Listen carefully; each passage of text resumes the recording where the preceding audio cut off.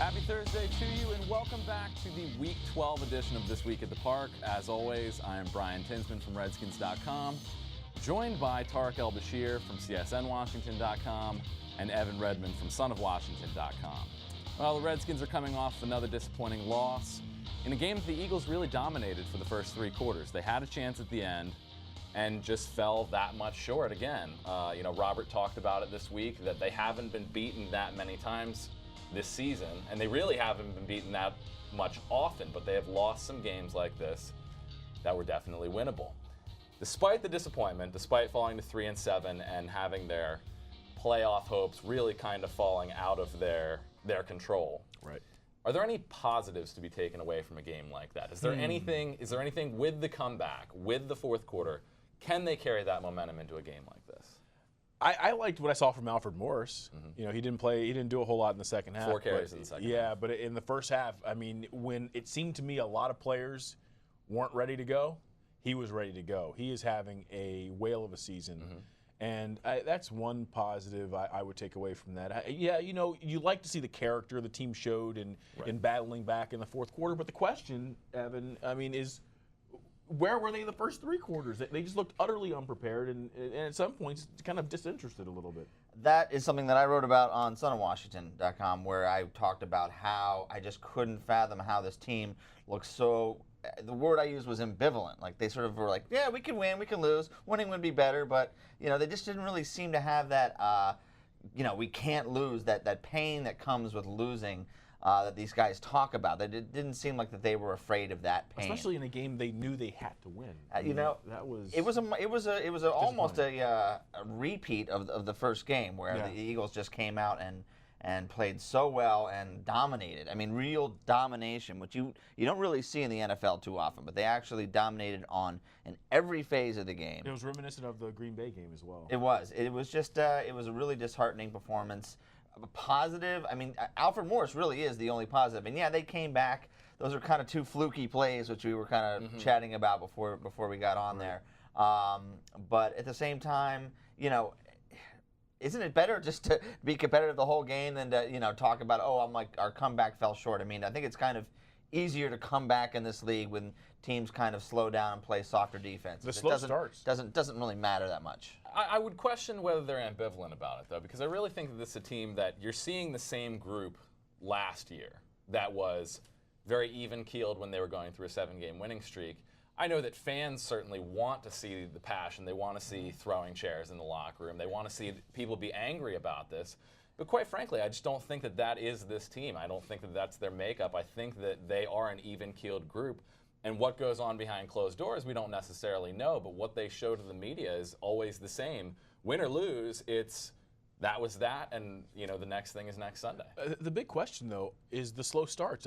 They have been outside of Jacksonville. They've been their point differential in the first half.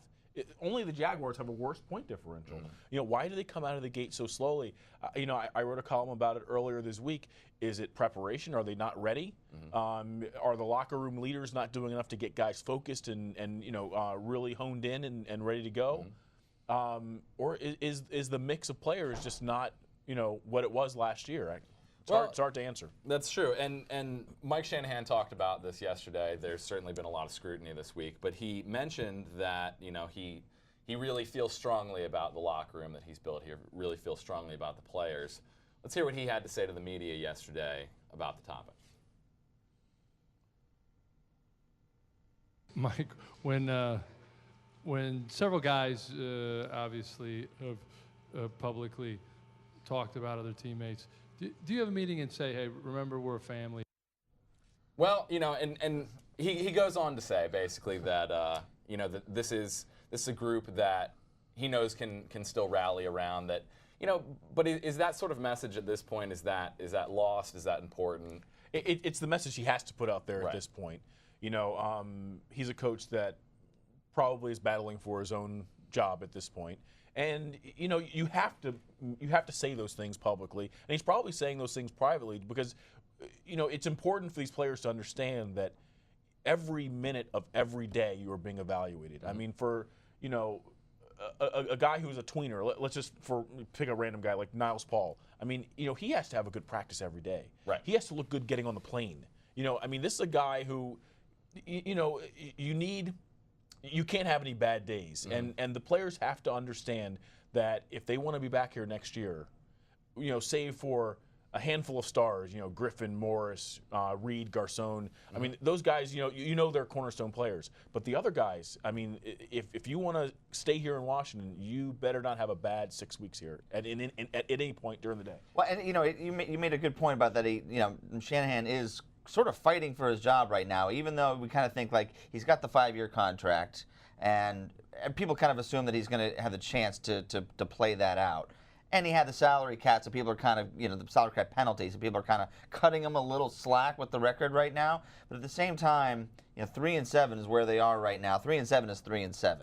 And they probably should have beat some teams that they could have beat along the way. And his legacy is on the line. And I'm sure that, he's really trying to motivate these guys as best he can. Right, but at 3-7, this doesn't have the feel of a 3-7 team. This is not a totally listless team that's just out there. I mean, they have the playmakers in place. They're just not executing. 3-7 is 3-7. I mean, Bill Parcells said you are what your record is. Right, you are what your record is, but they're not a 3-7 team that has a whole bunch of questions at their key positions. They really have those figured out, and it doesn't seem like this is a team that's checking out at this point. I don't think that you have a comeback like that if you don't have that sort of fight in there, even if it's not being expressed. You think there's another 6-game win streak on the horizon? I don't know that there is. And I don't think that you can, like I mentioned, that they are quickly losing control of their own destiny at this point, because there are teams in the division that are starting to come around. The Cowboys are turning around, the Eagles are turning it around. Giants have won much of a row. Right, and they've already lost 3 out of 6 division games. That's the real killer there, is that down the stretch, they need to win the rest of these. Yeah, I mean, I would agree that there are playmakers in position at the most important positions. I mean, Griffin, Morris, Trent Williams. Garcon, Trent Williams. But then you look at the other side of the ball, and there's a lot of question marks on that defense. Right. And when you look at their stats, I mean, they consistently rank among the bottom third in almost every category on defense. And this isn't something new. I mean, this has been going on for a while now, and at some point, they're going to have to get some playmakers on that side of the ball. I mean, the big question mark going into the offseason, I talked to London Fletcher about this yesterday. Here's the heart and soul of your defense, 38 years old. And, when we talked to him yesterday, he said, he's kind of in an evaluation mode right now, trying to figure out what he wants to do. If I had to hedge my bets, he's probably going to retire. That's a big void they're going to have to fill there. And there are question marks all over that defense. Now, I believe going into the next break, we actually do have Shanahan queued up this time. Let's hear what he had to say. And really about this topic. Mike, when several guys obviously have publicly talked about other teammates, do you have a meeting and say, hey, remember we're a family here and this is in-house, or how do you address those things as a coach? Well, first of all, the guys are family. We don't have any problems with the guys in our locker room. I think everybody expresses themselves a little bit differently. What may be perceived as something that might be a little bit negative, I can guarantee you it's not. We got a good locker room. We've got, as I've said many a times, we've got some great character. And some people will express their opinion certain ways, and other people do it, And I think it comes with experience. Sometimes you look back and you say something, and you go, boy, I wish I would have worded it differently. That's just the nature of our business. It's the nature of people being in situations, especially after the game, where you kind of get overwhelmed. I can't tell you how many times I've said something. I know it's hard for you guys to believe that I would do something like that, but where you say something, you go, God, why did I say that? Or I'll say something, and I'll look at the film, and I'm going, oh my God, I thought that occurred. It didn't occur. And that's why usually after a game, I don't say a whole lot about the game, me personally, or something, because I'm not really sure until I do look at that film. Especially after a loss, sometimes emotions get the best of us, but I can guarantee you, we've got a bunch of great guys that are working extremely hard, and I know they've got to answer some questions because we're all accountable for what we say, but I feel good about where we're at. Coming up in segment 2, we're going to talk a little bit about what Mike said. We're also going to talk about injuries and depth on the roster. Stay tuned.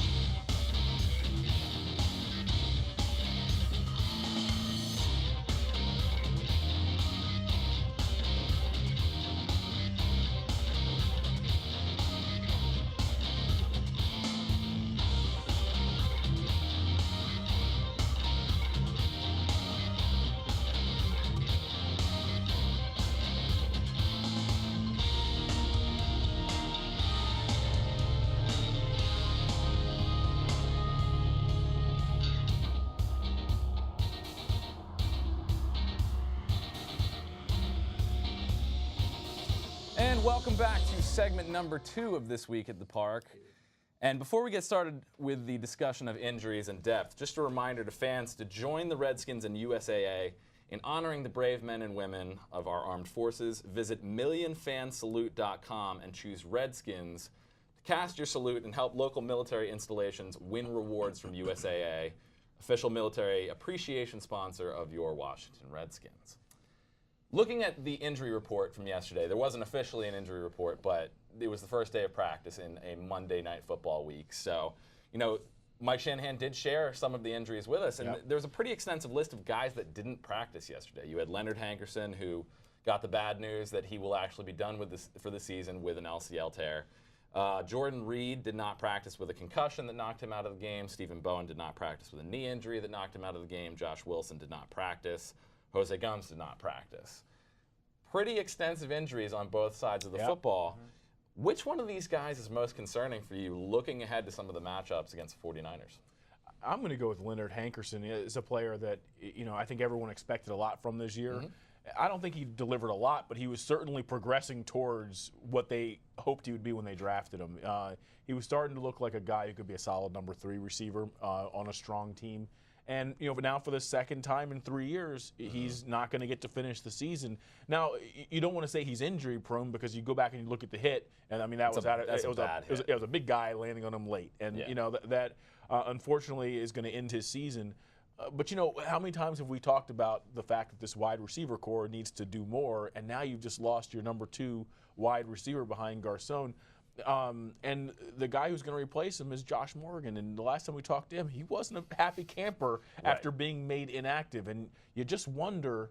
He also seems to be a kind of a thinking kind of guy, and a guy who might I don't want to say hold a grudge, but you just wonder if Shanahan's going to be able to get him back on their side. And I'll agree with you there. One of two things is going to happen. He's either going to be motivated by it, go out there and show what he can do and really take advantage of the situation, or as you mentioned, there's a possibility that he's already retracted.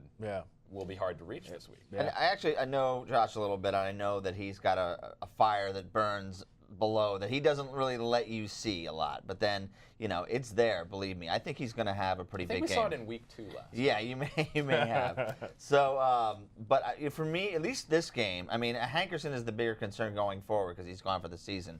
Jordan Reed has obviously been a guy that Robert Griffin III feels pretty comfortable with. He has developed some chemistry with him. Famously, those guys were injured together. They developed chemistry in training camp, and now he's been Robert Griffin III's, I'd say, go-to guy. That's Pierre Garcon, but I mean, it's certainly the safety valve. And when they really need a third down play, it seems like Jordan Reed is the guy that's been getting open. So the fact that he might not play now, as you said, he's kind of to be determined. We don't really know if he's going to play or not. If he doesn't, I mean, that's 2 of Robert Griffin III's key components on the offense that aren't going to be going. And if there's one thing that this team needs, they need to get going on offense because they're going to get scored on. And on third downs. Exactly. They need to keep the ball rolling, and it's just, it's kind of scary to think that they're going to have a lot of 3 and outs because they don't have the weapons they need on offense. And you're going to be turning back to Fred Davis most likely. He hasn't played in 5 weeks, and like Josh Morgan, he's probably not a happy camper at this point. So. But for Fred Davis, this is an audition for him, right? I mean, he's ready to go, but he's a guy who's definitely out of tune, I would say, having not played. Yeah, so. He probably doesn't know exactly what the offense wants to do.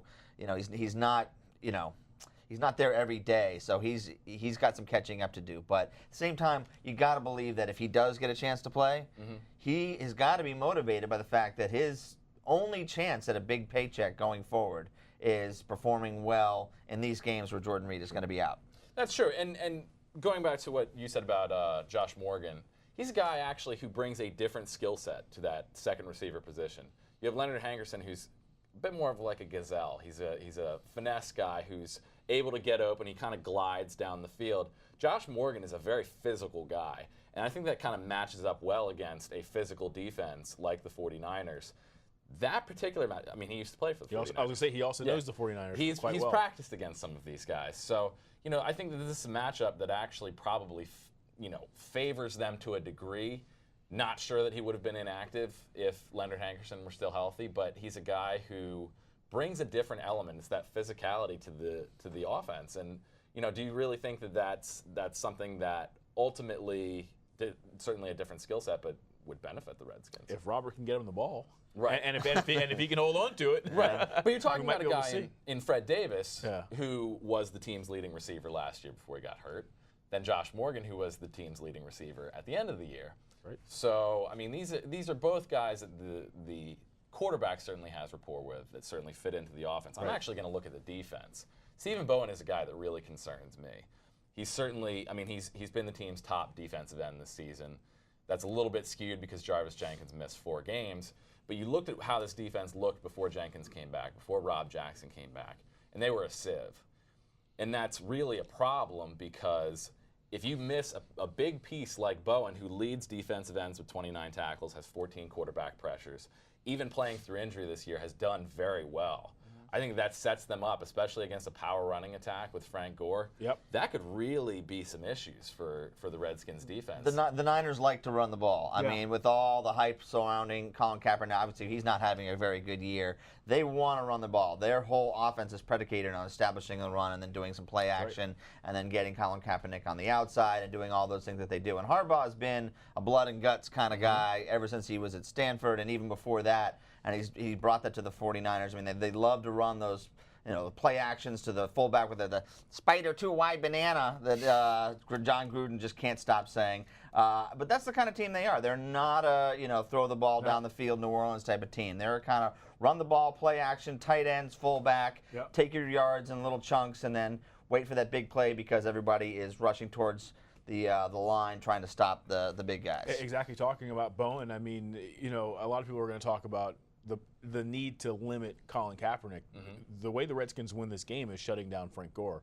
I mean, Gore is just kind of like, old, steady, 30 years old. Every year he's on pace for 1,200 yards, runs downhill, and the run defense is going to have to step up and hold them to under 100 yards or they're going to have a tough time winning this game. But that's something that they've focused on in recent weeks, especially with LaShawn McCoy, who just gashed them, not necessarily just in the run game, but he had 150 all-purpose yards. That's big-time production. Some of those spin moves that McCoy had were unbelievable. I mean, the guy's a pro. I mean, he's going to do that. I don't know that Gore's that kind of runner, but if they can just, if they can tackle, they got to limit the missed tackles. That's going to be the big thing. They lead the league in missed tackles. So how they're going to limit missed tackles is what you're saying. Yeah. No time like the present.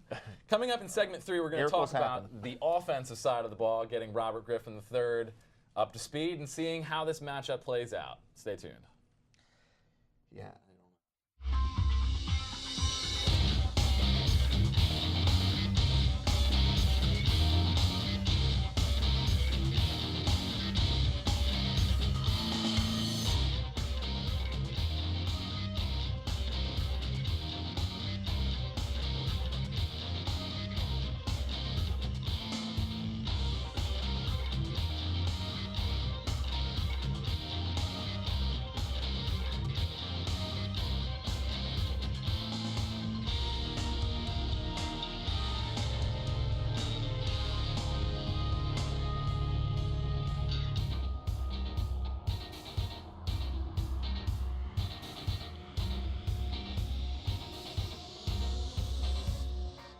And welcome back to segment 3 of This Week at the Park. Talking Robert Griffin III. Certainly since the bye week, he looks like a different guy. He's had some up and down games. Thought it was actually interesting that pretty much after each of his worst games of the season, he's had one of his best games of the season. And last week, 2 weeks ago was an up game. Last week, he was down to like an 81 passer rating. Can we expect a big performance this week, especially with some of the other distractions that are going on? You can always expect it from him because he has the talent. Right. And but you're right, he's been very unpredictable this year. It's been up and down, and there doesn't really seem to be any rhyme or reason to, when he does struggle. But I think if there is a reason for him to struggle this week, it's because the 49ers defense is legit. I mean, they are number 4 in points allowed, 17.8. I mean, that's, when you compare that to the Redskins, who are allowing 31.1 on the other end of the spectrum, I think it's going to be tough sledding for the Redskins offense this week. He took some alleged heat from teammates, and the media certainly took that and ran with it. That's what happens with a 3-7 team.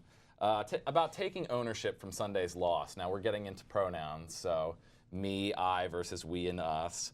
And he addressed that finally with the media yesterday. It's been a couple days that this story has been brewing, to talk a little bit about him taking ownership officially for some of the plays on Sunday's loss. What was your reaction to Santana saying that he would have taken more ownership to the interception? And just what do you say to your guys just to assure them of your leadership abilities? Well, I mean, you don't say anything to the guys when it comes to that. The second you start changing and letting what outside people say affect what you do, is the time the guys start to not believe in you. So, you don't do that. You go out to practice every day, ready to work. And me and Tana talked. We're all on the same page, and we just want to beat San Francisco. That's all that matters to us right now. We just talked to Mike, and he said there's times after games he says things that he'd like to have back. There were a couple things in your press conference, whether it was that they saw some things before they came. Was there anything you said that you wish you wouldn't have, or did you feel everything and say everything you meant? No, I mean, I think at the end of the day, I just, have to know in that situation, after a tough loss to a divisional opponent, I can't give anybody any opportunity to read into my words and misinterpret anything. Some of the things I said, I was trying to give a good compliment to Philly. I wasn't trying to take any shots at anybody. And, it turned out that way. And, you're asking me today, and like I said, if I could take any of that back, yeah, I would take it back, because in the heat of that moment, you're frustrated. You're trying to figure out why things didn't work.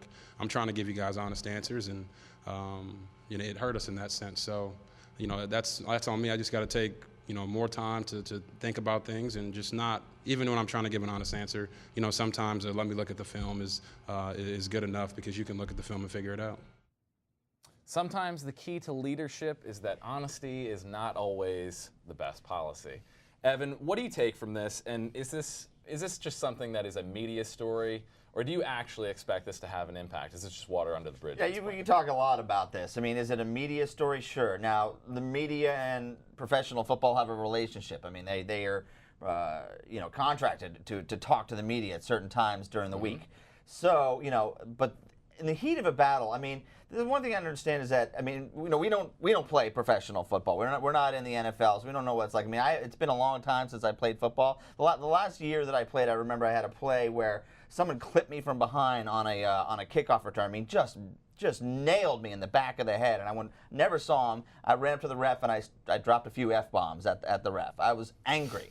So I know that after a game like that, when they're frustrated and they're trying to come from behind, at the end of the game, you say some things you might regret and that you don't really mean, or that certainly that you wouldn't say had you had an hour to kind of reflect on it and chill out a little bit. Right, and just as a point of reference, these guys are basically off the field. So he threw an interception on the last play of the game and was basically standing at the podium 30 minutes later. Yeah, and then without time to reflect. And then look at what Tom Brady was screaming at the refs coming back, off the field after that penalty or no penalty, whatever that was. So, here's the thing: is that ESPN and other media outlets that need a lot of clicks on their site to sell advertising, they're going to try and generate controversy. That's what they do.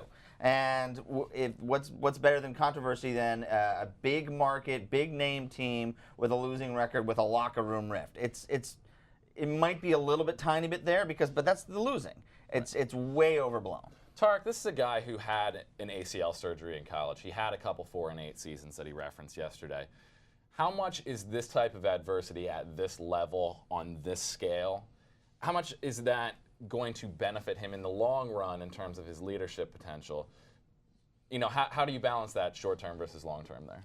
Yeah, he's been through it before, but at the same time, this is the first time he's had to face 25 reporters on a daily basis in a market where it's the Redskins are up here, and everyone else, no matter how much the Capitals want to say that they're nipping, they're not. They're down here. The Wizards are below them, and the Nationals are just kind of there somewhere. I mean, this town breathes Redskins, and he's going to have a lot of questions to answer, especially when the team, like you said, I mean, they're 3-7. When you lose games, you're going to face harsh criticism. I can tell you this, as a person who has covered professional sports and college sports for 15 years, I don't know Robert well. We aren't allowed to know Robert well because we don't get a whole lot of time with him. But I can tell you this, that in the first, 15 or 16 games that I've covered him, I certainly picked up a pattern of he was very reluctant to say, yeah, you know what, that was my bad. That was an awful throw. Or I wasn't very good today. He does have a little bit of an ego. That's not imagined. Right. And I thought after that game, he probably should have accepted more blame for that interception. I mean, yes, and then there were reports yesterday he called the wrong protection in the huddle. I mean, there were a lot of things that went wrong on that play. Right. And I think that as he matures, he is going to develop a better filter when he gets in front of those microphones and cameras. He's going to learn not to, and this is what Santana Moss spoke about the other day. It's okay to be honest, but you also have to know, you have to give the media what they need to write their story. Right. But at the same time, you don't want to leave things open to interpretation. And when you make comments that, the Eagles knew what we were going to do before we did it, yeah, he said he was trying to give the Eagles a compliment, but you got to think before you say something like that. How is that going to be taken? In year 4 and 5, he's not going to make comments like that. He's going to learn from that. We hope so. And I think what's good about him facing it now is, these lessons will be learned in his first and second year, because if his career trajectory continues to go where we think it might go, he's going to be even a bigger star 2 or 3 years down the road. And the fact that he's learning it now, I think, is going to be beneficial. But this is also the flip side of what all of the good times, the good vibes that he had last year with, oh, this guy's so refreshing. He actually says, he gives real answers. He talks to the media. And now, we're sort of seeing the media go after him for that. But that is all just part of his progression. So looking at some of the other guys on offense, his supporting cast, we talked a little bit about Alfred Morris. Just a note on him. He is 124 yards short of passing Terrell Davis in his first 2 years in the league. Now, Terrell Davis is a guy who was monumental in the first couple of years of his career. So you're talking about a guy who already, 26 games into his career could pass the total that Terrell Davis had in his first 32 games. So that's an interesting note there. Just wanted to get your thoughts real quick on another key matchup, whether it be on offense, defense, going against a team like the 49ers. You mentioned Vernon Davis. Yeah. I would say stopping Vernon Davis. He has had some enormous games in recent weeks for the 49ers, and I'm curious to see what they're going to do to try to stop him. I mean, are they going to have linebackers on him? I mean, he's one of those guys. He's a freak of nature.